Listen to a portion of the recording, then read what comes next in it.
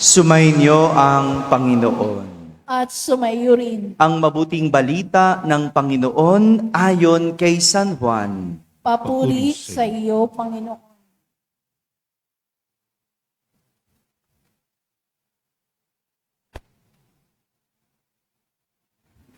Kinagabihan ng linggo ding iyon, ang mga alagad ay nagkakatipon. Nakapinid ang mga pinto ng bahay na kanilang pinagtitipunan dahil sa takot nila sa mga Hudyo. Dumating si Jesus at tumayo sa gitna nila. Sumainyo ang kapayapaan, sabi niya. Pagkasabi nito, ipinakita niya ang kanyang mga kamay at ang kanyang tagiliran. Tuwang-tuwa ang mga alagad nang makita ang Panginoon. Sinabi na naman ni Jesus, sumainyo ang kapayapaan. Kung paanong sinugo ako ng Ama, gayon din naman sinusugo ko kayo. Pagkatapos, sila'y hiningahan niya at sinabi, tanggapin ninyo ang Espiritu Santo. Ang patawarin ninyo sa kanilang mga kasalanan ay pinatawad na nga. Ang hindi ninyo patawarin ay hindi nga pinatawad. Mga kapatid, ang mabuting balita ng Panginoon. Pinupuri ka namin, Panginoong Jesucristo. Umupo ang lahat. Isang magandang umaga po sa inyong lahat. Pakibati ang katabi ng pinagpalang linggo. Yan. Pinagpalang linggo po sa mga nasa barangay, sa mga nasa tahanan at nasa abroad na nagsisimabaya online. Kasama kayo sa aming banal na pagdiriwang dito sa ating parokya. Ngayong araw na ito ay ipinagdiriwang natin ang dakilang kapistahan ng pagbaba ng Espiritu Santo sa mga apostol at kay Maria. Sa Ingles, ang tawag natin dito ay Pentecost. Sabihin nyo nga po. Yan. Ito yung narinig nating kwento na isinalaysay sa ating ebanghelyo. Nang minsan, kinagabihan ng pagkabuhay ni Jesus, ang kanyang mga alagad ay nagkulong sa isang silid. Bakit? Dahil sa takot. Takot na sila ay matunton ng mga Hudyo. Takot na sila ang isunod ng mga Hudyo. Naalala natin, hindi ba? Si Jesus pinahirapan, pinatay, pero muling nabuhay. Kaya nga, sa takot ng mga Hudyo, nagkulong sila. Kaya nga kung matatandaan natin ang kwento ni Pedro, nang makilala siya ng mga tao na siya'y alagad ni Jesus, anong ginawa niya? Tinatwa niya. Tinatwa niya na siya'y alagad ni Jesus. Tinatwa na siya'y kaibigan ni Jesus dahil sa takot. At ito yung nangyari sa ating ebanghelyo. Sila ay nagkulong dahil sa takot. Habang sila'y natatakot, bigla namang lumitaw si Jesus sa kanilang harapan at nagsabing, sumainyo ang kapayapaan. At pagkasabi nito, pinakita niya ang kanyang mga kamay at ang kanyang tagiliran. Bakit? Bilang patunay na ang kanilang nakita ay si Jesus at hindi multo. No? Di ba?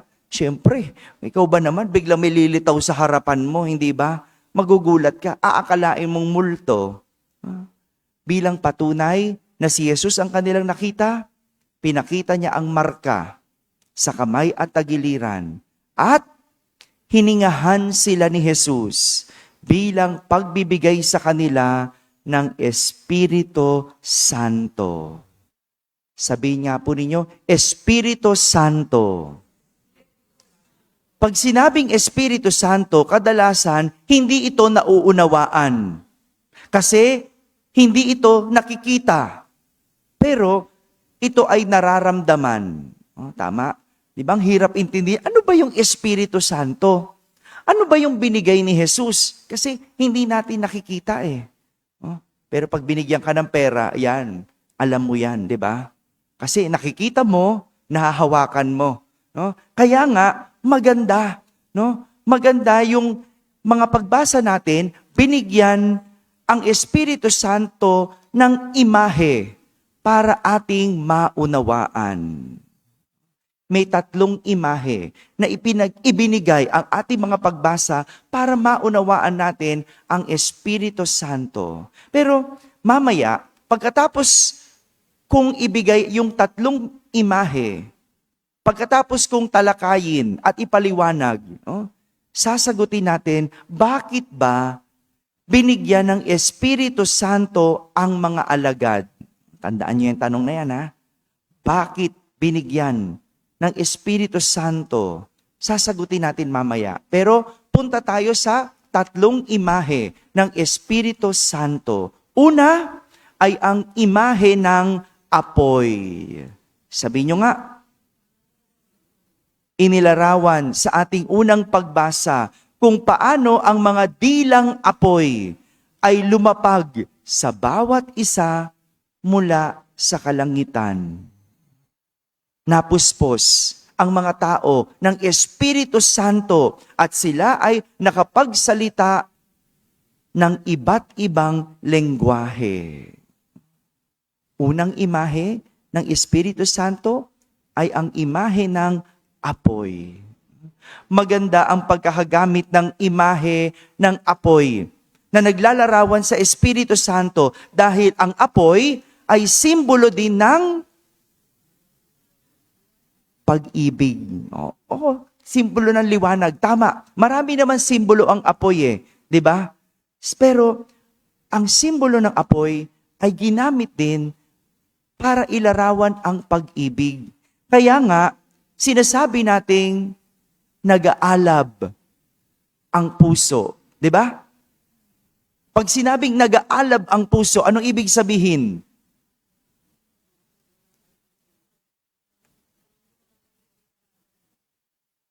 Ano yung mainit ang pagmamahal, no? Pwede ring malalim na pagmamahal, no? Nag-aalab, 'di ba? Nag-aapoy, yes. Ano ba 'yung tsura ng apoy? No, kahapon, no? Malungkot tayo kasi yung mga kapitbahay natin nasalanta ng sunog, no? Bukod sa pag-ibig, yung apoy simbolo ng siguro para sa iba kasiraan. Siguro para sa iba, simbolo ng paghihirap, simbolo ng kaparusahan. Para kung titignan, ito'y impyerno. Diba? Pero para kay Jesus, ito'y simbolo ng pag-ibig. Kaya nga, ang imahe ni Jesus na mayroong pusong nag-aalab, pusong may apoy, anong tinatawag natin? Sacred Heart of Jesus o banal na puso ni Jesus. Dahil sa nag-aalab na pag-ibig, natuto ang mga tao ng iba't ibang lengguwahe kung saan ang tanging nagmamahal lang, ang tanging umiibig lang ang nakakaunawa. Tama? Alam nyo, meron akong kaibigan, no? Kamakailan lang, nag-reunion kami, no? Yung kaibigan ko, nagulat ako, no? May tumawag sa kanya, no? Yung kanyang asawa, no? Tinawagan na siya kasi gabi na kami natapos, no? Siyempre, 20 years kaming hindi nagkita, no? Gabi na kami natapos, hinahanap na siya ng asawa niya at naka-speakerphone siya. No, naka-speakerphone. Nagulat ako, ang tawag sa kanya ng asawa niya, Mosh. Mosh, saan ka na ba? No? Sabi naman nung kaibigan ko, nandito pa kami, nagkakainan pa kami, hindi pa kami tapos, magkakape pa kami pagkatapos, no?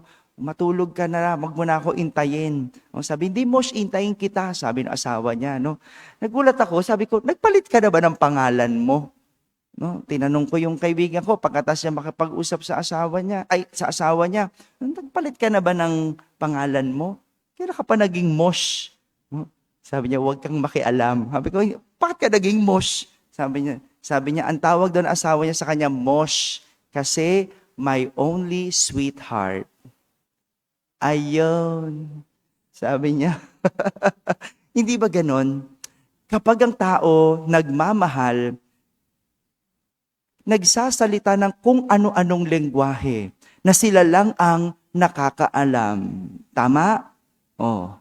Minsan nga, sa sobrang pag-iibigan o sobrang malapit ng isang tao, tinginan lang nagkakaunawaan. 'Di ba? Ngusuan lang. 'Di ba? Alam mo na ibig sabihin, 'di ba? Ngusuan ka lang, alam mo. Kasi ang taong may pagmamahal, nakakagawa, nakakapagsalita, nakakapagpahayag ng iba't ibang lengguwahe. Kaya ngayong iba, kahit hindi nagsasabi ng I love you, basta paglutuan, sasabihin, yun na yung pagmamahal ko.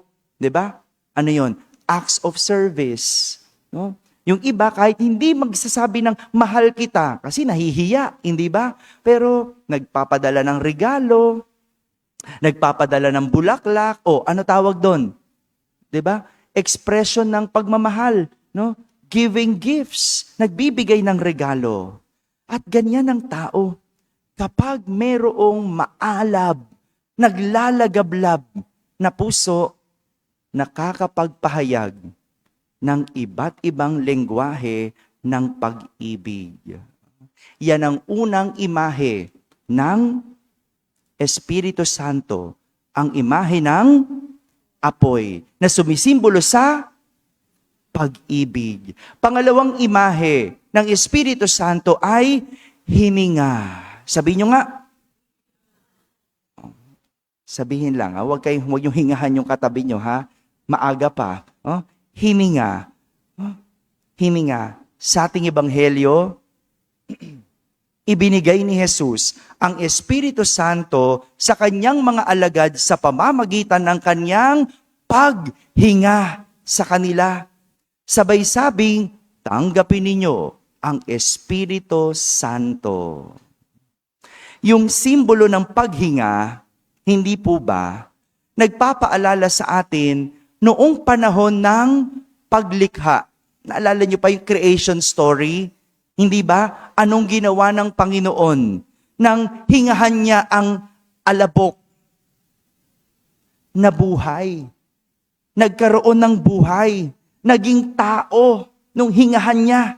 Ibig sabihin, ang Espiritu Santo ay nagbibigay ng buhay. Kaya nga ang paghinga, ang tinitignan natin kung ang tao ay buhay. Hindi ba? Kung wala na tong hininga o hindi na to humihinga, ano ibig sabihin? Patay. Di ba? Kaya nga di ba, pag nakita mo, yung tao nakahandusay sa sahig, titingnan mo muna, humihinga ba? No? Bago mo pulsuhan, di ba? Titingnan mo yung dibdib kung humihinga. Kasi ang paghinga ay simbolo ng buhay. Kaya nga ang salitang pahinga sa Ingles ay rest, ay nangangahulugang pagbabalik ng buhay. Subukan mo, no? Huwag kang magpahinga, 'di ba? Halos mamamatay ka na, 'di ba? Yung taong trabaho ng trabaho, hindi nagpapahinga, yung para na siyang makina, no? Walang buhay, no? Kasi hindi na nagpapahinga. No? Yung stress, yung pagod, nararamdaman. Pero ang makakapawi lang nun ay pahinga. Kaya importante ang pahinga para maibalik ang buhay at sigla ng katawan. No?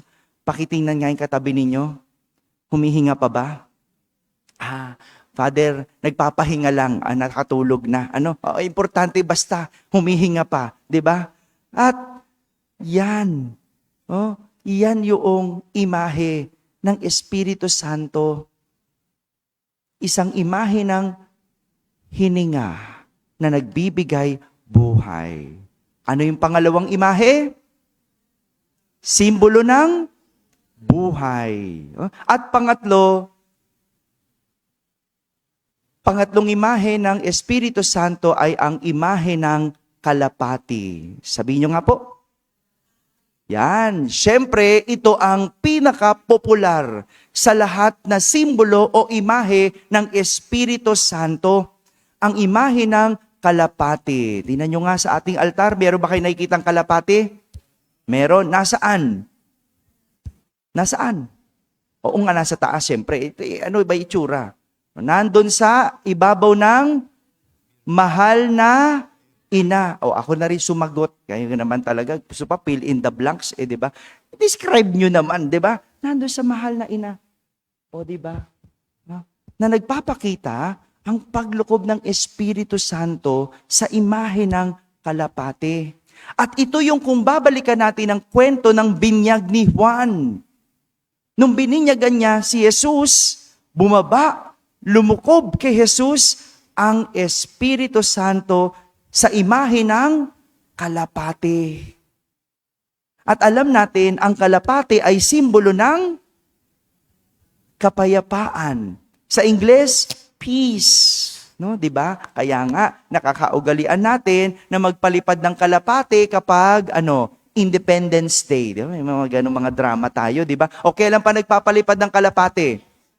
Sa kasal. 'Di ba? Para magkaroon ng kapayapaan, no? Yung mag-asawa, no? Hindi yung bangayan ng bangayan.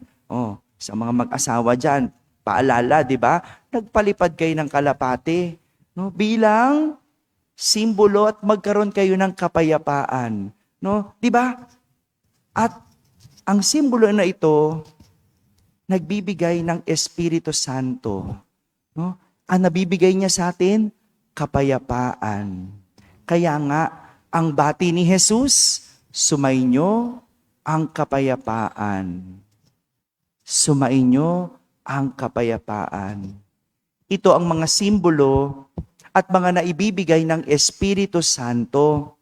Kung hindi mo maunawaan ang Espiritu Santo, sabihin mo lang apoy, na simbolo ng pag-ibig. Kung hindi ka pa makaunawa, sabihin mo hininga, na simbolo ng buhay. At kung hindi mo pa maunawaan, tandaan ang simbolo ng kalapati, na sumisimbolo sa kapayapaan.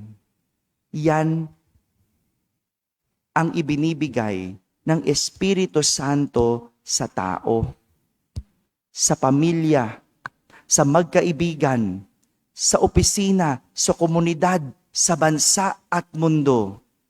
Binibigyan tayo ng pag-ibig, buhay at kapayapaan. Yan ang dulot ng Espiritu Santo.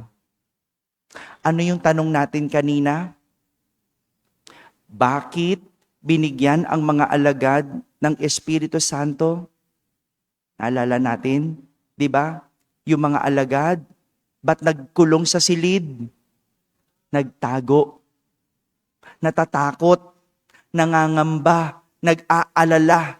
Parang wala na silang buhay, hindi ba? Kaya nagkulong. At ito ang ibinabalik sa kanila ni Jesus. Kaya sila iniwanan at binigyan ng Espiritu Santo. Naway ang kanilang takot ay mapalitan ng pag-ibig. Naway ang kanilang pagkabalisa ay mabigyan ng buhay. At ang kanilang pag-aalala ay mapalitan ng kapayapaan. Kaya nga, sa tuwing tayo'y nanghihina, tuwing tayo ay nawawala ng pag-ibig, tuwing tayo ay nawawala ng sigla, tuwing tayo ay magulo ang isip, saan tayo tumatakbo? Sa simbahan, sa Diyos. Kaya nga ang Pentecostes, tinuturing din na kaarawan ng simbahan. Dahil dito, nabuo ang simbahan.